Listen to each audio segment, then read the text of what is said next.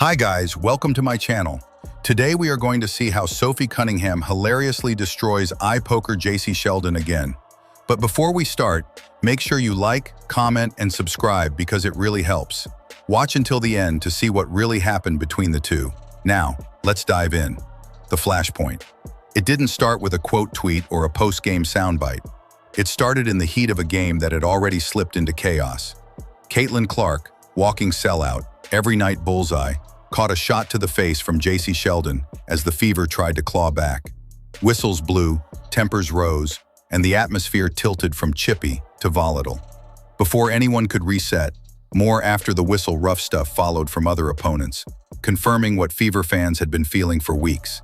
Clark wasn't just being guarded, she was being hunted. That's the context Sophie Cunningham walked into.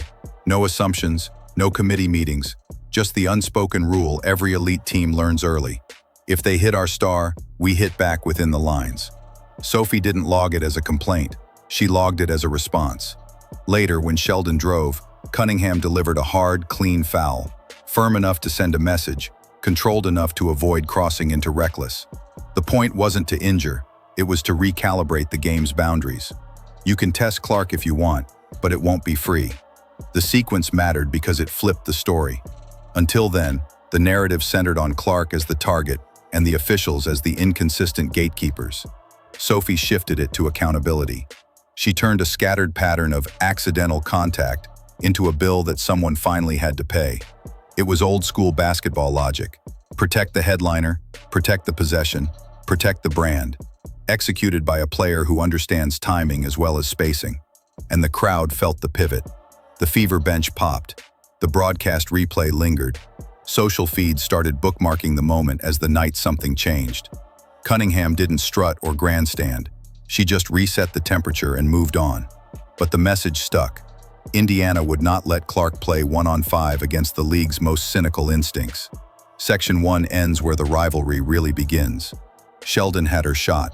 Sophie had her answer. From here, it wouldn't just be about whistles and box scores. It would be about tone, identity, and who gets to decide the terms when the Fever's the signature. It wasn't a post-game mic drop or a spicy tweet. It was a Sharpie. At a Fever fan event, low lights, high spirits, Sophie Cunningham settled in behind a folding table, signing programs and chopping it up with the diehards. Then a fan slid a Jacy Sheldon rookie card across the surface and, with a grin that said, "Say what we're all thinking," asked for more than an autograph. Sophie obliged. Not a cursive name, not a jersey number. Across the front, bold and unmistakable, property of Sophie Cunningham. No winks, no disclaimers. A declaration in ink. The table erupted. Lexi Hull, posted up beside Sophie, Cuckles, broke into open laughter. Fans around them, laughing, howled like they just watched a game winner. Because the line wasn't just funny, it translated everything Fever Nation had been feeling into 7 words. You bump Clark, you buy the consequences. And in Indiana, the receipt comes stamped by Sophie. What made it land wasn't cruelty, it was clarity. The foul in the game had been controlled, a basketball response to basketball nonsense. The autograph was the aftercare, a tidy little label slapped on a rivalry that had been building for weeks. It gave the moment a share button, a catchphrase, a rallying cry that could live longer than a whistle. And Sophie didn't backpedal. No Notes app walkback, no just jokes. She leaned in, which is exactly what enforcers do. Keep the energy steady so your locker room knows where the line is. The nickname Black Belt Barbie started popping up again, part glam, part grit, because the bit only works when the player can hoop and hit.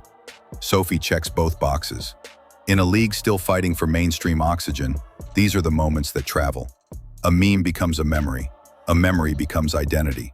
The Fever got more than content, they got a message with a messenger. And in that instant, with one swipe of a marker, the Sheldon Cunningham subplot graduated from scuffle to story. Protector of the star.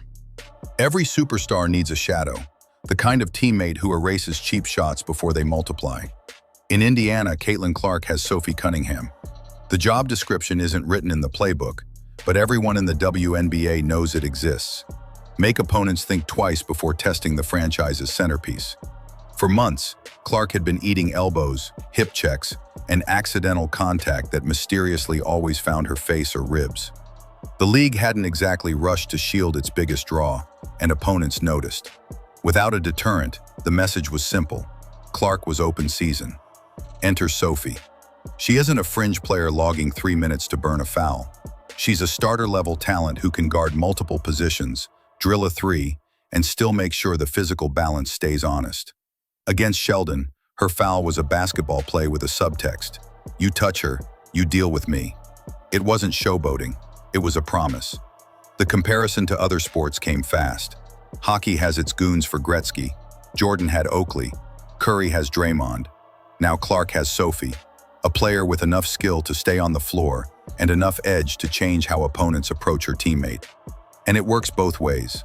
The presence of an enforcer frees up the star. Clark can hunt shots without worrying about constant retaliation going unpunished. The Fever can focus on execution instead of retaliation by committee.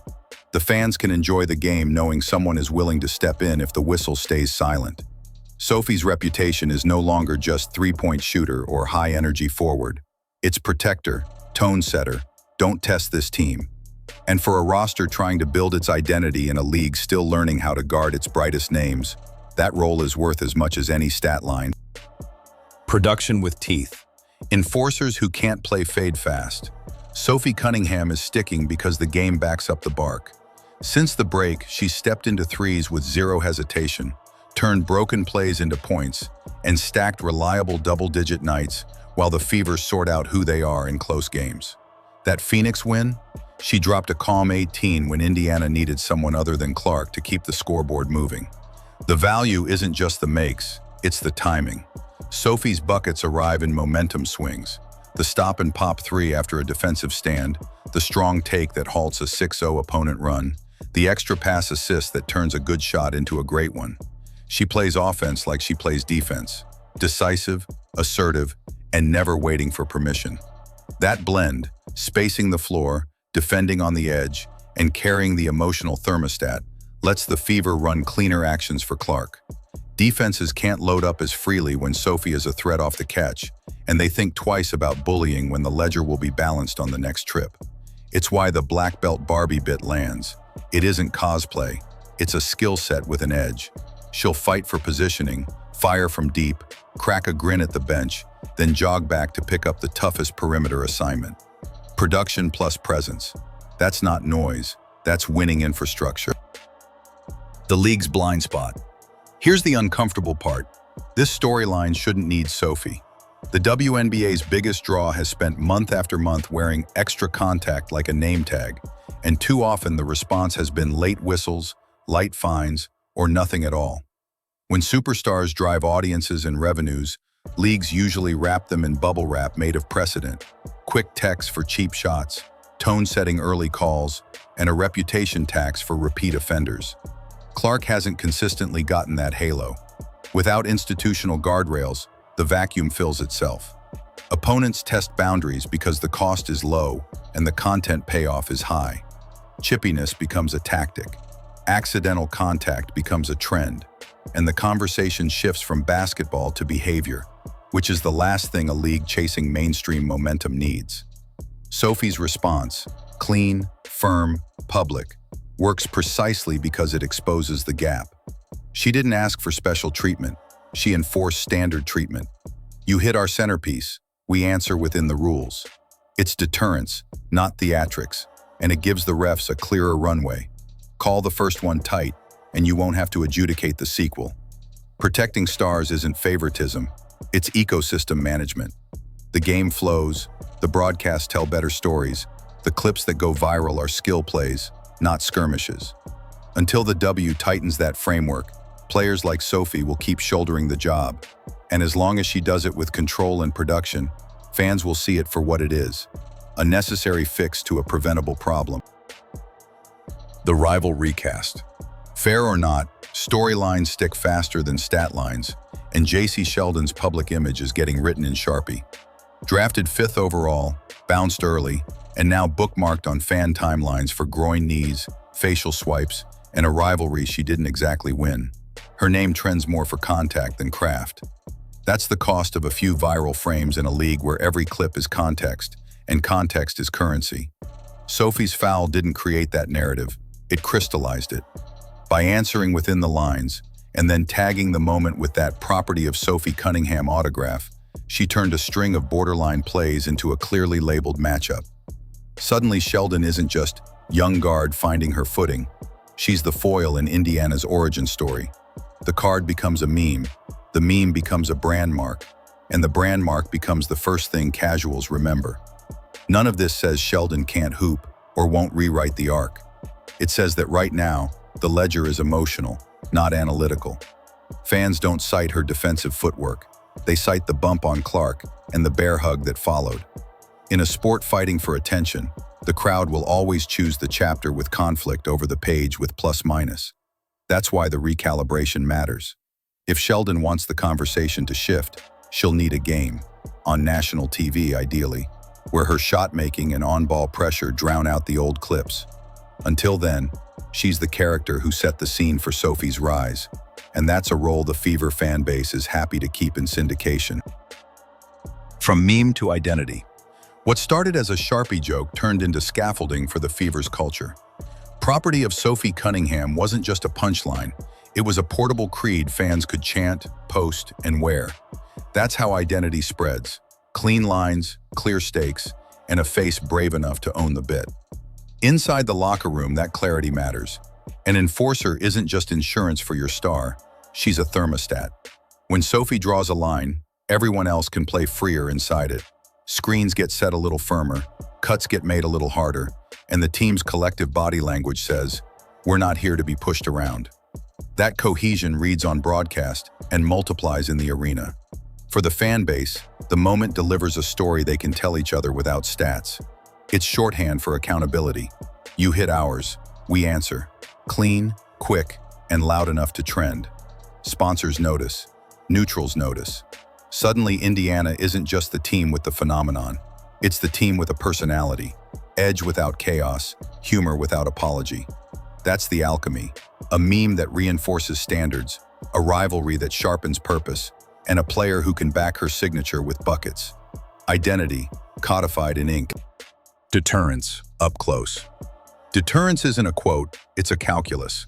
After Sophie drew the line, possession started to look different. Off-ball bumps on Clark eased a notch. Closeouts arrived with more hands and fewer hips.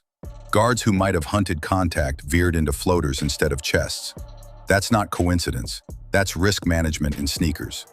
On Indiana's side, the ripple is practical. Clark can sprint into handoffs without bracing for a blindside, which means the Fever can lean harder on early clock actions and deep pull-ups that crack defenses before they get set. With Sophie spacing a corner or lifting to the slot, help can't be quite as eager. The skip pass becomes a threat, and the paint unclenches. The emotional math shifts too. When a team believes its star is protected, its margins get tougher. Screens hold, rebounds get ripped with two hands, and transition defense features that extra stride that prevents a 3-on-2. Confidence is contagious, and so is a clearly policed boundary. None of this requires theatrics. It requires presence. Sophie's combination, playmaker enough to stay on the floor, enforcer enough to set terms, turns every game into a pre-negotiated contract. Compete hard, keep it clean, and if you don't, there's an immediate surcharge. That's how tone becomes tactic, and tactic becomes wins. Brand, not just buzz. Sophie's moment didn't just trend, it converted. Black Belt Barbie, the viral autograph, the deadpan confidence.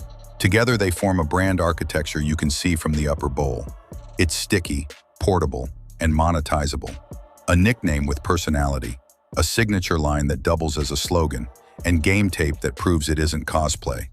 That matters in a league where attention is currency. Fans don't just watch Sophie, they share her. Clips travel because the character is legible at a glance, grit with a grin, and because the beats are easy to meme without losing the message.